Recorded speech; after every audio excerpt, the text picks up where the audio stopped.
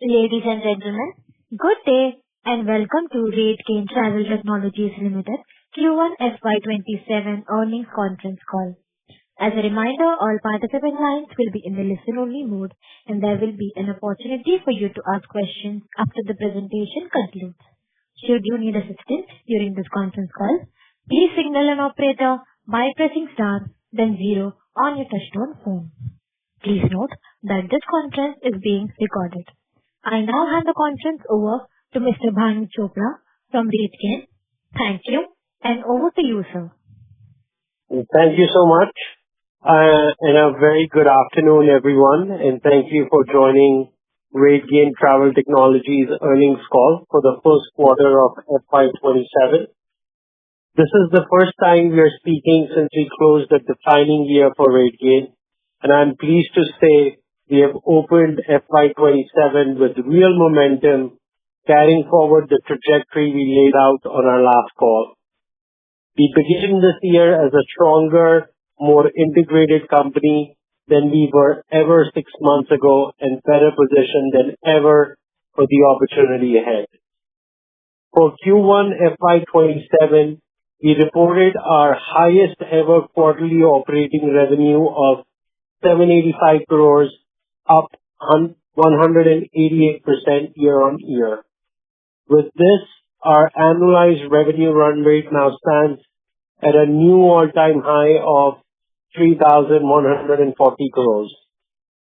Within this, organic revenue growth for the combined entity stood at 17.5% year-on-year as we continue to build on the investments we made over the past 18 months.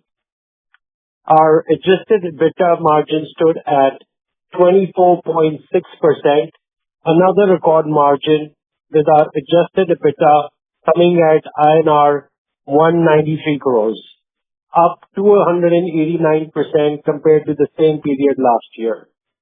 This reflects the true operating margin of the business. Our EBITDA is adjusted to exclude the deferred deal consideration payable to the Sojern team over 3 years. That deferred consideration will run at roughly 80 to 90 crores a year and will be incurred up to Q3 FY29. Our free cash flow generation for the quarter was healthy, with conversion at 78.8%. FCF generation typically improves as the year progresses, and we are on track for 75 conversion or better for the full year. In regard to this, I'm also happy to report that we've made an additional repayment of $16 million on our outstanding debt yesterday and now have repaid 38% of our total debt taken in November 2025 for the Sojern acquisition. Given our continued momentum on cash generation, we remain on track to retire the balance of our acquisition-related debt and be net debt-free by FY28. Before I turn to the segments, let me set the context because the numbers alone don't tell the full story. FY26 was the year Rategain crossed the structural inflection point marked by the Sojern acquisition, the unification of Adara under the Sojern brand, and the creation of the world's largest source of travel intent data. We entered FY20 as a strong travel technology platform, and now we enter FY27 as an AI-powered operating system for travel revenue growth, connecting demand generation, distribution, and revenue optimization on one platform. No other player combines travel intent data at this scale, provides distribution infrastructure of this depth, and an AI-powered commercial intelligence under one roof. This integrated stack is our moat, and AI now runs across every one of our products and lines of business. It's simply how we build. The first phase of the Sojern integration, bringing the two companies together and delivering the cost synergies, is complete and was executed well. Our focus now is firmly on the second phase, the revenue and go-to-market synergies, and the early signs are strong, most visibly apnea, which I'll come to shortly. On the data side, we brought the partnerships carried by Adara and Sojourn into a single unified source of travel intent. Our ecosystem now spans more than 320 data partners across travel brands, and we grew our addressable travel audience by around 14.5% year-on-year. That scale is what makes our AI genuinely differentiated, and it translates into pricing power and commercial momentum through FY27. The demand backdrop helped. Travel Hub held firm across our major markets, with the FIFA World Cup lifting activity in North America, even as the Middle East continues to face uncertainty. The FIFA World Cup and related campaigns that we manage for destinations provided a revenue uplift of $2.5 million, and we don't expect that to repeat at the same scale in Q2. On the Middle East, our revenue from the region has moved from the range of $970,000 a month before the disruption to about $425,000 a month today. And while it remains a headwind, we see it as a recovery opportunity as conditions stabilize, and a strong quarter of profitability, our highest ever EBITDA, shows the platform converting that demand efficiently. That scale is also why media increasingly comes to us for a read on travel demand. This quarter, our data and our people featured across outlets including Skift and CNBC Asia on World Cup demand. We're steadily becoming the definitive voice on where the world wants to travel, a position no competitor in our space holds today. Our focus for FY27 is clear: driving go-to-market growth and converting platform strength into commercial momentum. With more than 14,000 customers across the combined business, the cross-sell opportunity is significant, and we are pursuing it with structure and urgency. Every product we build and every commercial motion we drive is aligned to three outcomes for our customers: acquire guests efficiently, engage them meaningfully, and expand wallet share over time. Now let me talk about our MarTech business, our largest growth engine and now contributing over 81% of revenue. I'll share the way we run it across properties, destinations, and corporate, and then call out APMEA separately. Our proposition for hotels is simple: drive direct bookings and improve marketing ROI.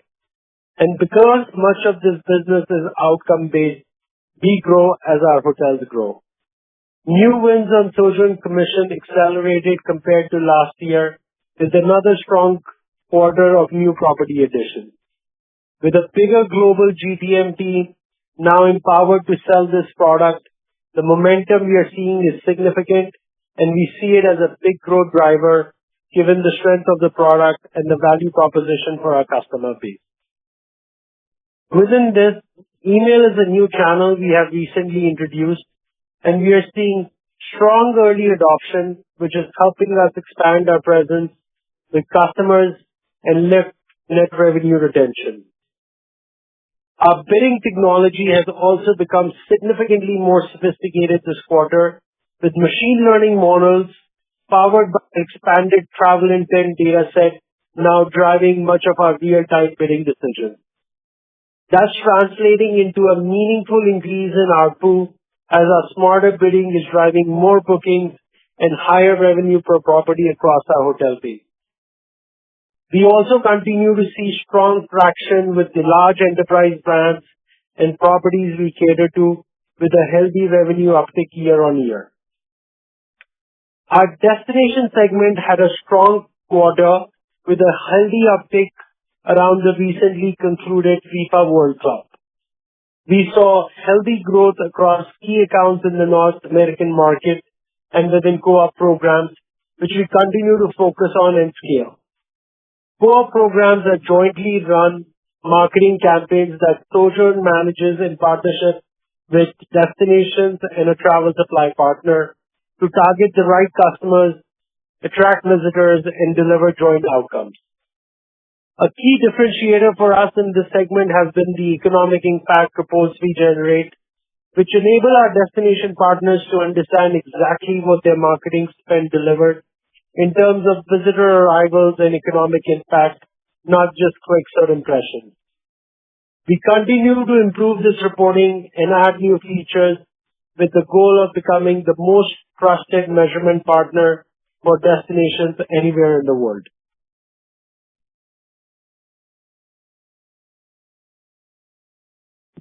Within corporate, we saw two main trends this quarter.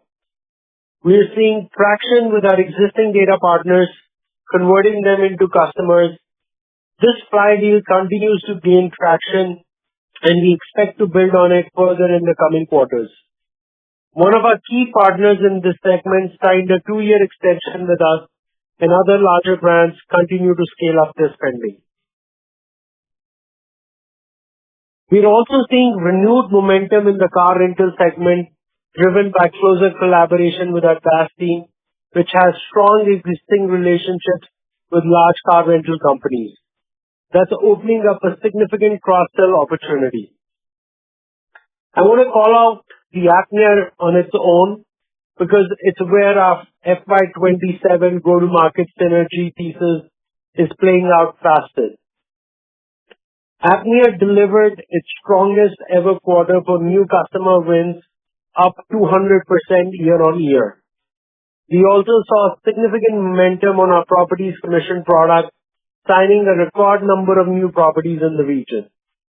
This is the clearest early proof of the phase 2 go-to-market synergies I spoke about a moment ago, and we expect to build further on this in the coming new quarters.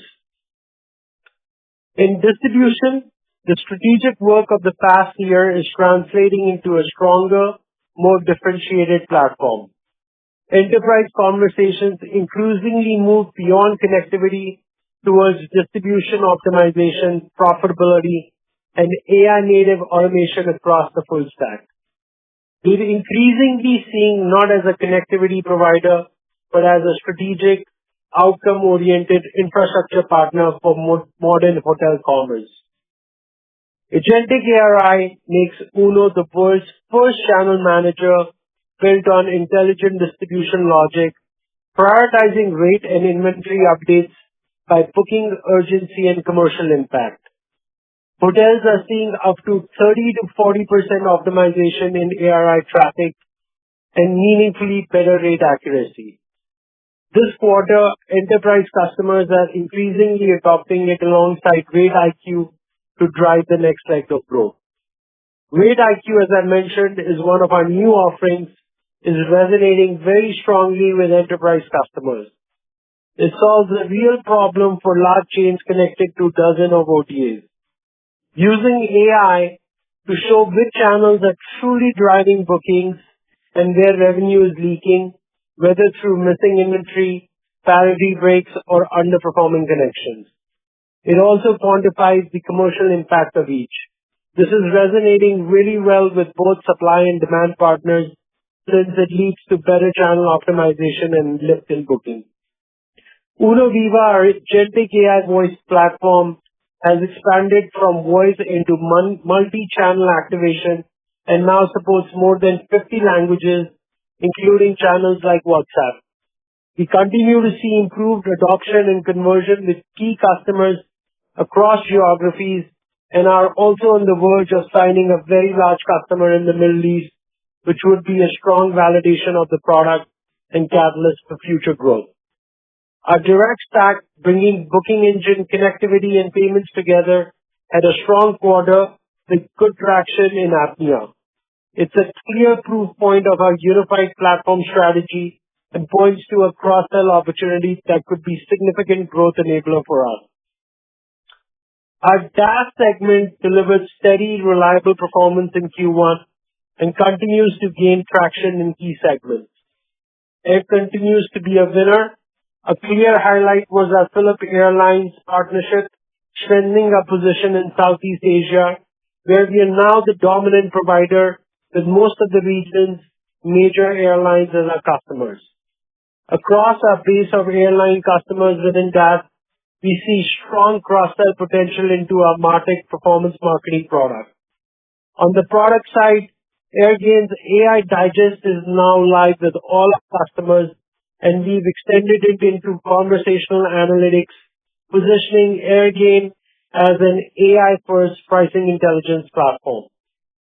On the OTA side, we renewed our partnership with one of the world's leading global OTAs for a multi-year term and continue to deepen our presence across key accounts with healthy volume growth. In car, we delivered strong performance with continued enterprise engagement and expansion discussions progressing across key markets for our RevAI price recommendation product. Let me spend a moment on AI because it runs through everything I have described. Our approach is to build AI agents that do the actual work of our industry. A revenue manager agent, a distribution agent, a marketing agent. They begin semi-autonomous and become fully autonomous as customers grow comfortable.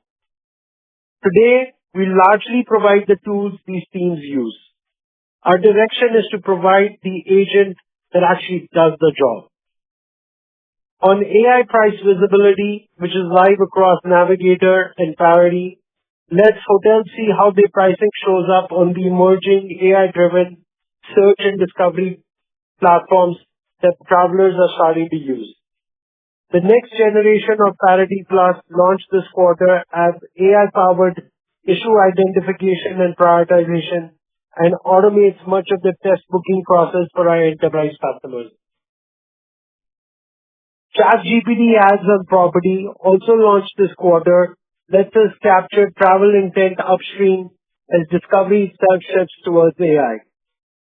Uno Viva, our CRS integrated AI voice agent, now supports more than 50 languages across multiple channels, including WhatsApp, and continues to recover revenue from hotel calls that would otherwise go unanswered. On the DaaS side, Airgain has moved beyond search into conversational analytics, surfacing trends, anomalies, and insights in natural language, with AI Digest now live for every customer, positioning Airgain as an AI-first pricing intelligence platform in its own right. This quarter, our people were featured in Skift's flagship coverage on AI in travel, discussing how AI is reshaping the industry and what changing traveler behavior means for marketeers. They were the voices explaining what AI means for this industry, not simply a company that uses it, which is the clearest sign that this isn't experimental. AI is now embedded across our commercial workflows, spanning marketing, pricing, distribution, and guest engagement, and we are building it as an AI company from India for the world. This quarter marked a shift from building the foundations of one Rategain to operating as one company.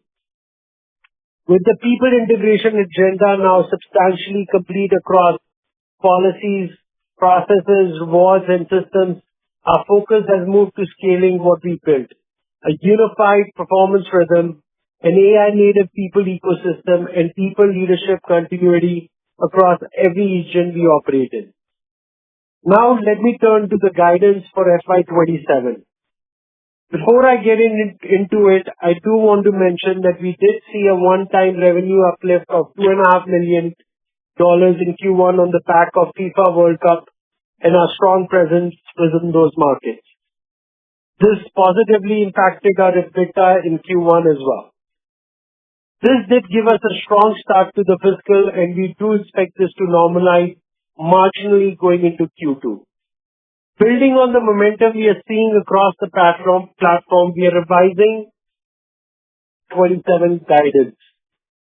We now expect full year revenue to come in at the upper end of the range we shared with you last quarter, around 3,100 crores for FY27. This signifies growth of 70% year-on-year and captures double-digit growth for the combined base. On margins, we now expect adjusted EBITDA margins of between 22.5% to 23.5% for FY27, roughly 100 basis points or 1 percentage point uplift from the earlier 21.5 to 22.5% range I shared with you last quarter. This reflects the successful execution of the first phase of our integration, the growth visibility we have across the combined entity, and further synergies we see ahead as we go to market and it accelerates. Taken together, that gives us the confidence to revise our margin guidance upward. We'll continue to look for ways to reinvest into the business for higher growth, consistent with our aspiration to grow at 15 to 20% in the near to medium term.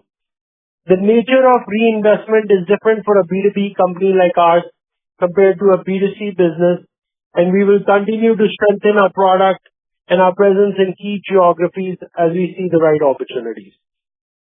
To close, FY26 was a year of transformation, foundation building, and validation. As we move through FY27, our focus shifts decisively from integration to monetization, scaling enterprise adoption, deepening wallet share, and turning platform scale into durable, profitable growth.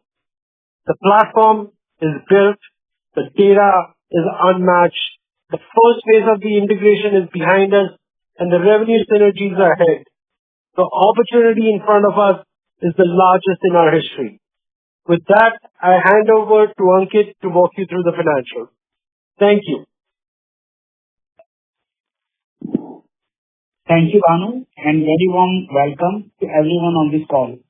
This quarter reflects a strong all-around performance across revenue growth, profitability, and financial discipline, capturing healthy performance across segments and strength of the underlying business model. Starting with the number for Q1 FY27. We reported our highest ever quarterly reporting revenue of INR 785 crore, up 187.6% year-on-year basis. On sequential basis, revenue grew 9.7% over Q4 FY26, capturing the underlying momentum and focus on growth. The organic growth for Q1 FY27 for combined entity stood at 17.5% year-on-year. Our DaaS segment grew 22.7% year-on-year with healthy performance across air, OTA, and card. Distribution grew 3.1% year-on-year.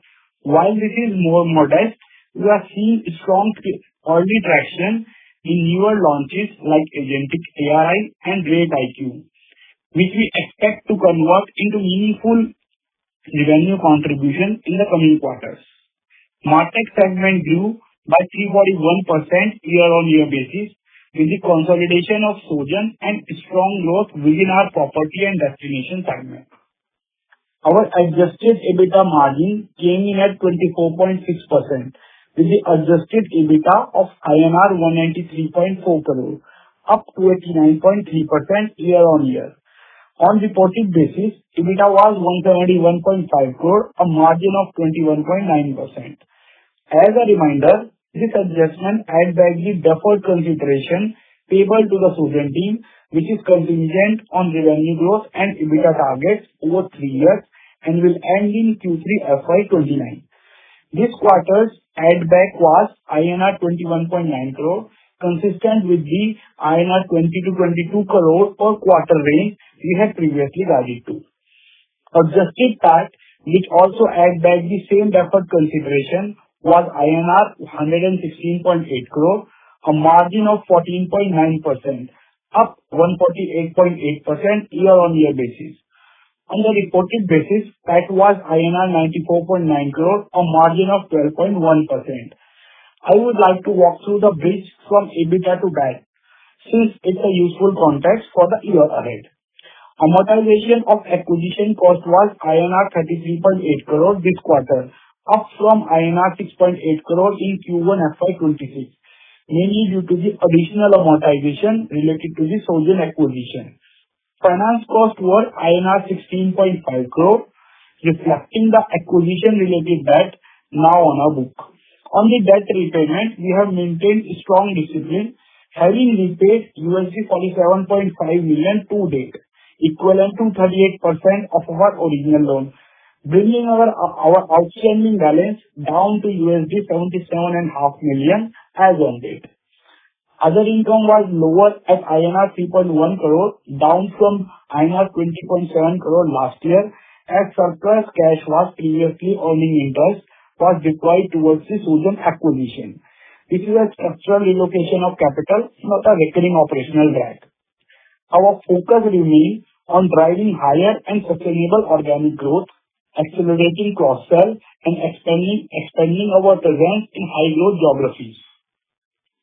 Free cash flow generation this quarter was strong at INR 135.2 crore, with a conversion at 78.8%, highest ever in the RateGain history.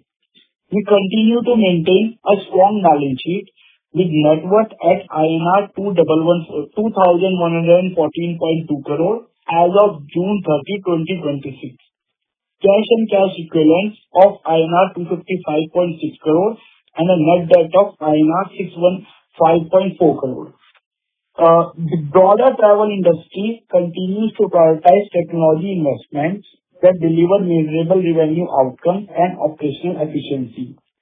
We believe this positions RateGain strongly given our expanding footprint, diversified product portfolio, and increasing relevance across the travel and hospitality ecosystem.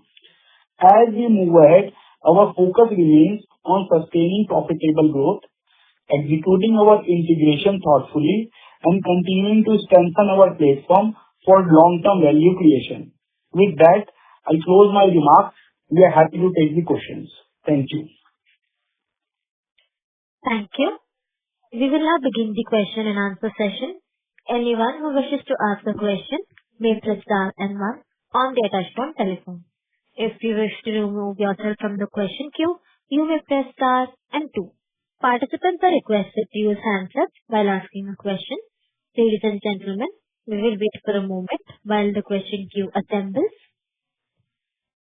The first question is from the line of Nitin from Investec. Please proceed. Yeah. Hi, good evening. Congratulations on a very solid all-round quarter. Bhanu, you mentioned about how the combined entity now has increasing far better pricing power. Any examples or client conversations to give some glimpse into that, and how do you see that sort of evolving on a going forward basis? That was the first one. And the second is, considering that a lot of the people integration is largely behind us.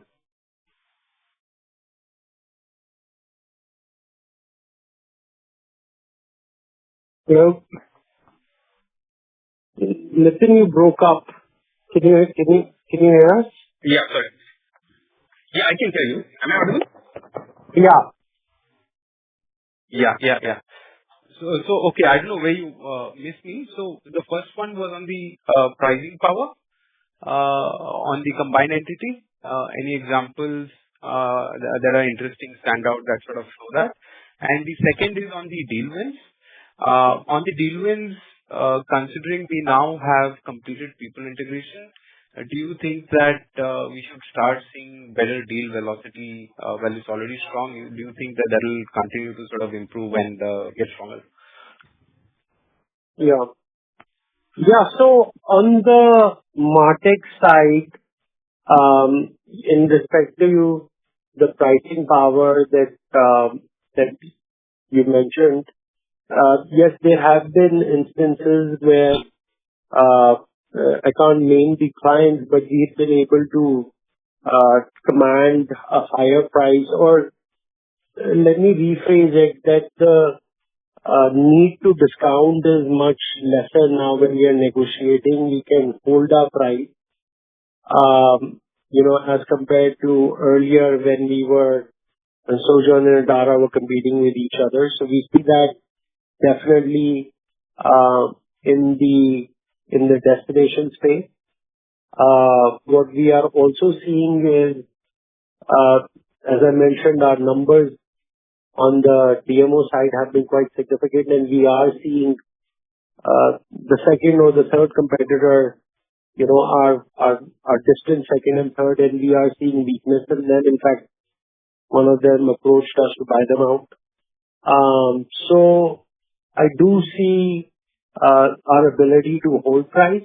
In destination specifically, we are now looking at instead of just charging more, because even if you have the ability to charge more, the markets don't see it well. So we have to be very, very intelligent in how we bundle it. So what we're intending to do is include some freebies in terms of our measurement products, then in how we position this as a pricing power versus saying that we're the only game in town, so you got to pay more. And that's how we are positioning it now. And on the property side, also the ability to now integrate using our one platform.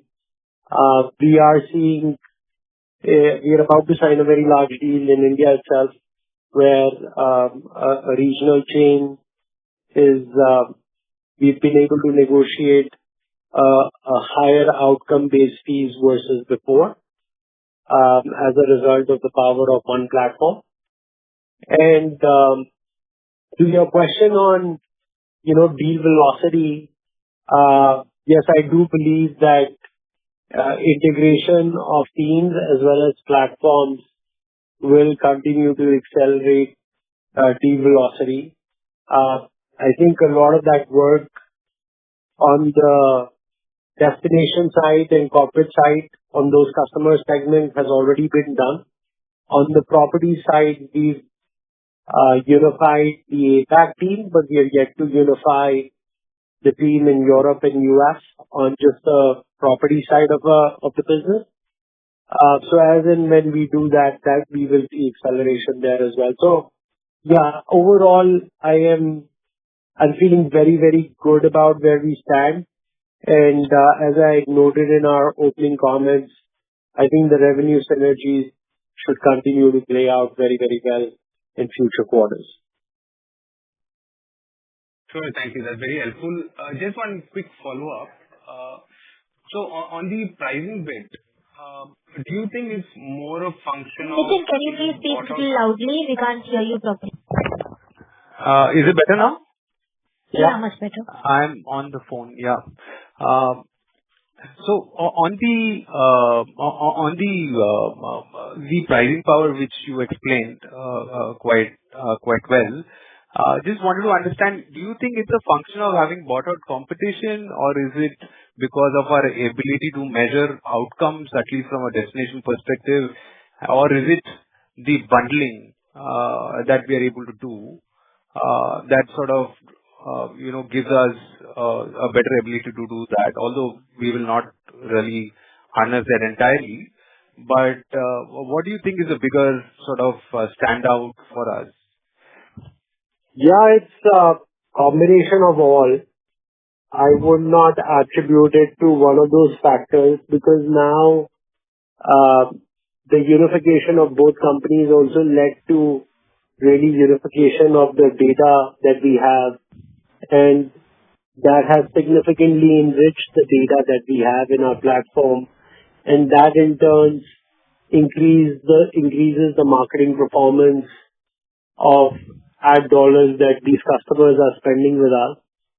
And secondly, the fact that we are now able to also bring in adjacent capabilities and products and bundle it into one platform is also very appealing, because look, most of these customers that we work with are not sophisticated customers. Ideally, they want a one-stop shop, and we are able to offer that now, which is the entire unified MarTech stack, or if you're looking for direct bookings in case of properties, we're able to provide that entire stack. And definitely, when you take out competition, that helps as well. So I would say all of those factors are contributing to a commanding position that we stand on right now. That's very helpful. Thank you so much and all the very best. Thank you. Thank you. The next question is from the line of Pranay Roop Chatterjee from Burman Capital. Please proceed. Good evening, everyone. Am I audible? Yes, yes. Hi. So my first question is on organic growth. Just wanted to confirm, 17.5% would be in INR terms, right? That is correct. Okay.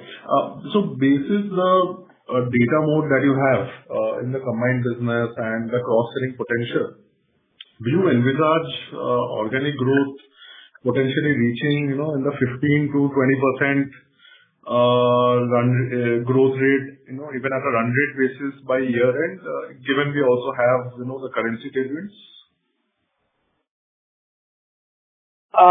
Yeah. So, you're saying in INR 15 to 20%? Yeah. So what I mean is, right now we are at INR 17.5%, and that has some amount of uptick because of FIFA.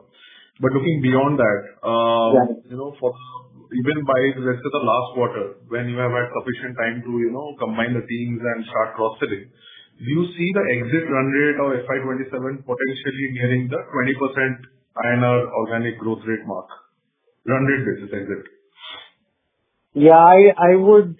I mean, basis what we see today, the visibility that we have, I do see it at a higher end of that 15 to 20% range. And I do see, given the pipeline that we have, and, to the earlier question that Nitin pointed out, I do just see an acceleration of momentum because we are behind the lion's share of the integration work. So, yes, and all the good has to still play out. So I'm very optimistic about the future quarters, especially Q3 and Q4. And also this FIFA World Cup, we just wanted to call it out, but I don't, in the grand scheme of things, it's not a very large number, but most of our revenue, as you know, is recurring in nature. So we just wanted to provide that transparency and call that out. But I don't see, that changes anything in the growth trajectory. And that's why, we came in with revising the guidance on the revenue side as well as on the margin side. Got it, sir. So, then in that case, even for full year FY27, your revised guidance of 3,100 crores, is it fair to say it's more like a number you would definitely beat rather than a number you'll be happy achieving? Yeah, that's the number we should definitely beat. Understood. My next question is on the margin side. So $2.5 million of FIFA revenue is the uptake. And let me call Middle East as one-off, even though we don't know when that ends, but let's call it one-off as well. So about $1 million down from Middle East. So net around $1.5 million uptake in this quarter. What would be the margin benefit from this incremental $1.5 million in that 24.6% adjusted number that you have reported?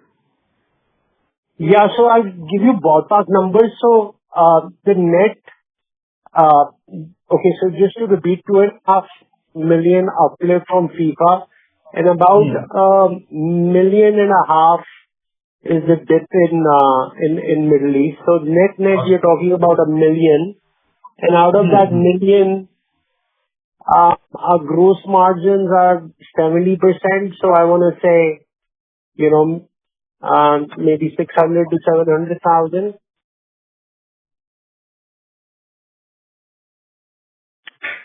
Understood, sir. Got it.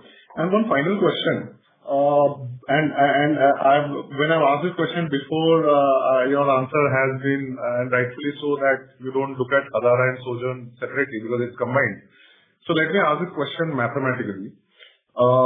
Before Sojern came in, the margins of Rategain was in the 16, 17, 18% range.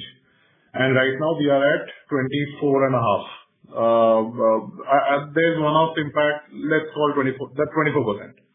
So mathematically, there is an external entity that has come and latched on to Rategain. Then there has been synergies realized there, and we are at 24%.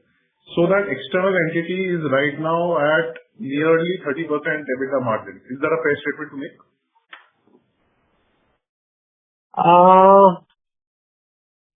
I wouldn't be able to. Ankit, can you help me out here? Yeah. So I think, here, as Bhanu already mentioned, that we have a combined entity basis. So the synergies which we are talking about, these are combined synergies. Not only the synergies coming from Sojern. As we are integrating both the platforms, there are some synergies we are seeing from Adara side as well. So saying that the new entity is contributing 30% might be a difficult and challenging number to come up with, as synergies are coming from both the sides, Adara as well as Sojern. In some of the places, Adara is, we are also adopting the Sojern platforms to run the campaigns and giving up the Adara stuff. So that makes, we could work out and maybe, we can come up in some later discussions. See, as I indicated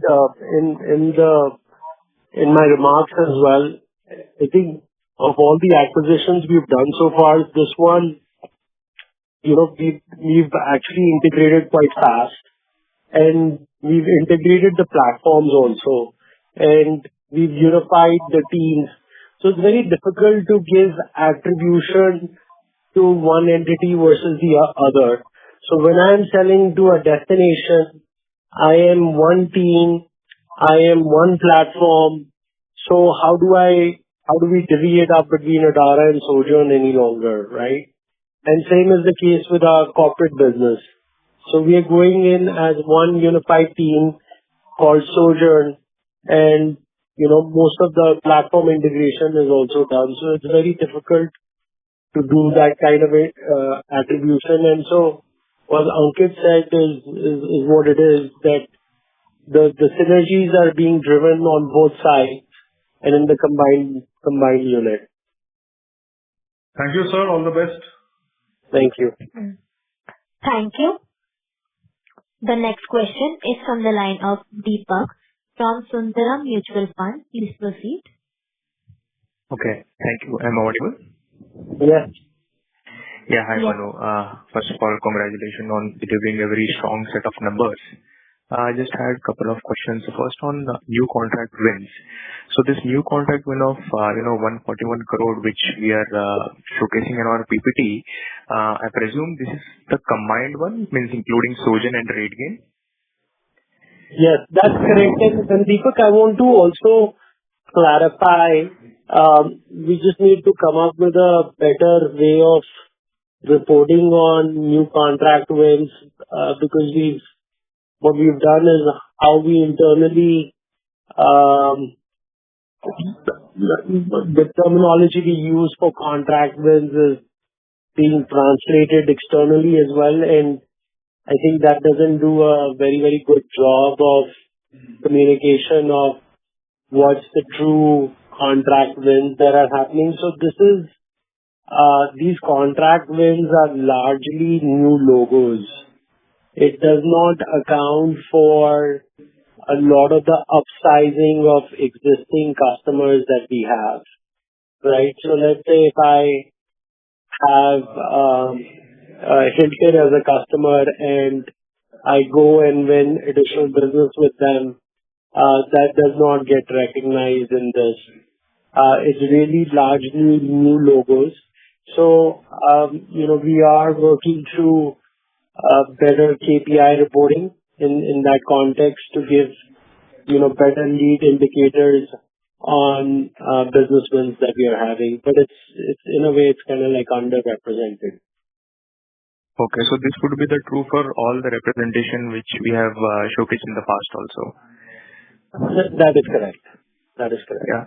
Okay. So why it's just become harder in with our MarTech business also. So yeah, we'll come back with Yeah, but your assumption is right. Yeah. Okay. Because why I asked that question is, means last year we had a very good growth in our new contract win at almost 25-30% YOY. But if I Yeah. look at our quarterly run rate of that segment, it is still hovering around at 96 to 98 crore. And similar is the case with distribution also, around 50 crore. I do understand that there was an impact of sunset of a sub-brand of an OTA. But, just wanted to know your thoughts. What should be the, how should one think about the growth outlook for this DaaS and distribution, let's say at least in the near term for FY27? Yeah.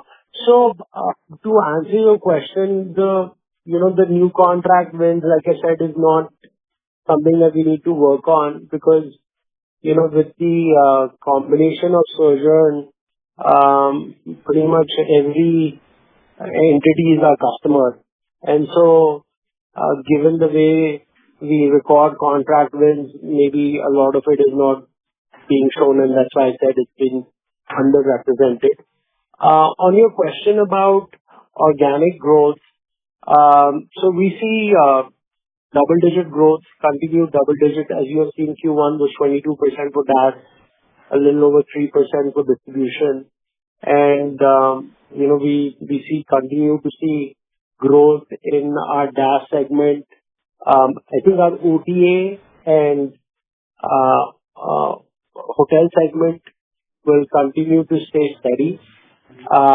Whereas on the airline segment, we are anticipating some very, very large deals. And if those come through, that can have a significant bump up to our DaaS revenue. On the car side, as you know, a couple of years ago, we launched Rategain, and that's finally seeing a lot of traction.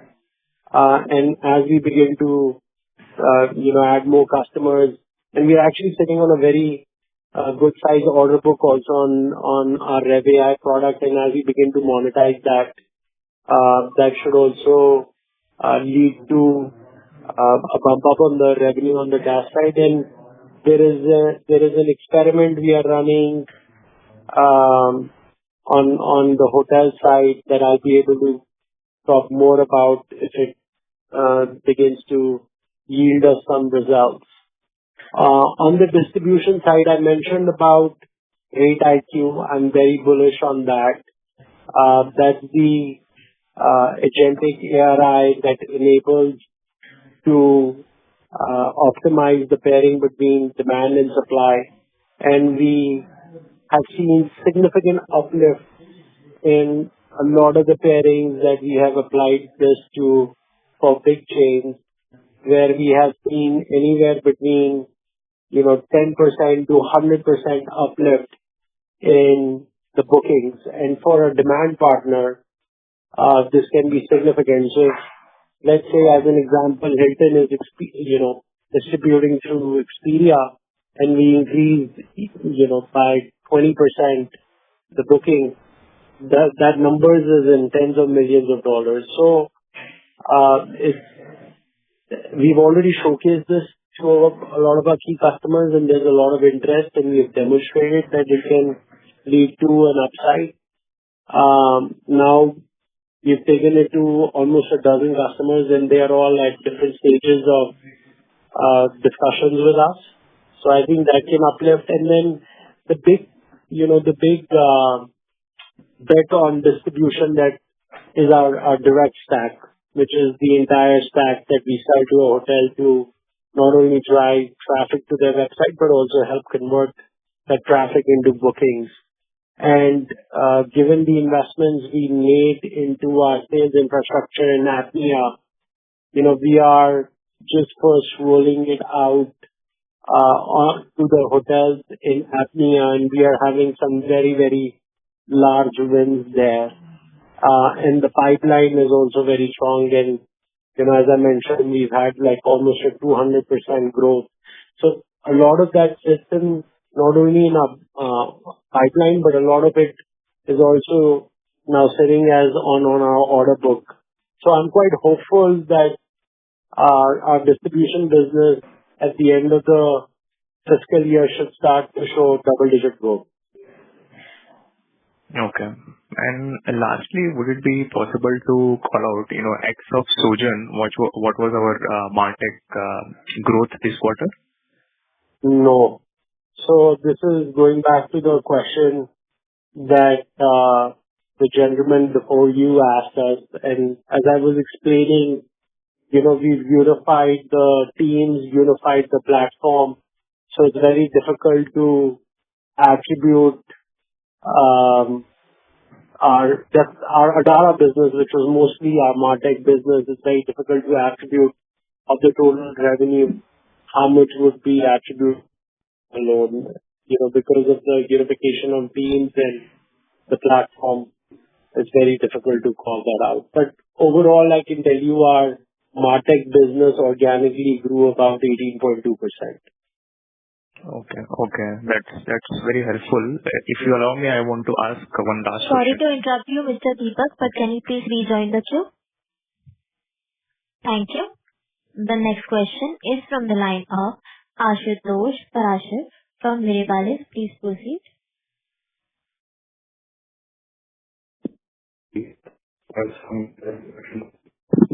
Ashutosh, we can't hear you properly. Ashutosh? Velocity of launch. Hello. Yeah. Yeah. Continue. Yeah. So first question is on the product side. We have seen quite a few launches from you, and that velocity of launches has increased quite a bit. So just wanted to understand, in terms of pricing, would all these incremental products would be on the outcome-based pricing side? And incrementally, how are you looking at the areas that you are going to target in product launches? And then a few financial questions after this. Sorry, I didn't follow the first question, but sorry, the second question. The first question, in terms of our pricing, it's a combination. Some are outcome-based, some are subscription-based, some are transactional-based. So it's a combination, and frankly, depending on the maturity of the product, etc., we are also testing waters by A/B testing, pricing methodology on what resonates well with the customers. So it's a combination. But I will tell you that what AI has done is really sped up. It's really expedited our ability to bring new products to market. In fact, I did a LinkedIn post a couple of days ago saying that the level of experimentation at Rategain has never been higher since the past 20 years. So you can make $1 of R&D investment, produce a lot more than it could pre-AI. So now the problem is not ability to capture and build based on new capabilities that the market desires, is how quickly can you take it to market and make it successful. Got it. That's very, very helpful. Second question is on the gross margin side. Is it fair to say that with increasing MarTech mix, 70% is kind of the range that we will settle at, or can we go back to the previous 75% number? And on the M&A side, would it be something that we will again start looking out for by the end of this year, given that we are prepaying a lot of debt? That's all. Yeah. So on the gross margin side, I would say in the near term, it should remain the same. I would be able to give better commentary, basis the question Nitin asked about our pricing power, etc., how that plays out if we are able to be in a position to increase gross margin. That I think we would have better clarity, because there are things especially on the property side, that we are bundling that enable us to charge a little bit more, as I was explaining earlier.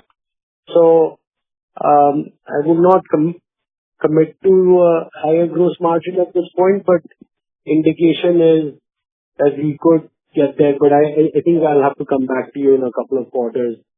And sorry, what was your other question? Yeah, on the M&A side, given that we are prepaying a lot of loans, so would it be something that we'll start looking out for by the end of this year? Yeah, I think that's a fair assumption. I mean, we are on the lookout even now because, as I mentioned, that the integration has gone really, really well. But as you have seen in the past as well, we are very judicious about what we will do and what we will pay. So I don't think anything will happen this year. It's going to be something that most likely, it'll be an event in 2027 now. Thank you. Thanks a lot. That's all. Thank you. The next question is from the line of Nitin Shah, an individual investor. Please proceed. Yeah, good evening. Am I audible? Yes, sir, you are. Yeah. Yes. So thank you for giving the opportunity, and again, heartiest congratulations for posting good set of numbers. So my first question, would be like, could we consider Airbnb as a threat? Because if you see, 50% of the contribution comes from hospitality. So could Airbnb be considered as a threat, or how should we look at it basically if it grows? No, sir. Airbnb is a B2C. It's in the area of vacation rental. Airbnb is actually a big customer of Rategain. We provide connectivity and DaaS solutions to them. So no, I don't see it as a competitor. In fact, if they continue to grow, given the strategic partnership we have with them, we should grow as well. Got it. And I could see something called a 6.5% contributed by others, in revenue bifurcation. What is it others, apart from this hospitality and all other segments that we report? Yeah, so as we have indicated, we are now the world's largest travel intent data company, and we have very, very interesting travel audiences and cohorts. And those cohorts can be interesting to different kinds of industries. So, for instance, credit card companies like Visa and MasterCard would use that data to run campaigns, digital campaigns, to those sets of customers because they are now traveling for FIFA World Cup and they want to be on top of mind to enable these credit card holders to spend on, Visa or MasterCard. And so if they are doing, top of the funnel awareness campaigns, they would use Rategain to get access to those travel audiences, depending on the use case. Got it. And thanks a lot for giving the opportunity. And trust me, by each and every con call and every quarter, the belief keeps on increasing, Banu. Since last 2 years, I've been attending this and holding it. Thanks a lot once again. Really appreciate for Thank you, sir. Thank you. Thank you. Ladies and gentlemen, due to time constraints, that was the last question for today. I now hand the conference over to Mr. Chopra for closing comments. Over to you, sir. Thank you all for your time and questions today. We are entering FY27 with real momentum, a differentiated platform, and a clear line of sight to durable, profitable growth. And we look forward to updating you on our progress next quarter. Thank you and have a good day. Thank you.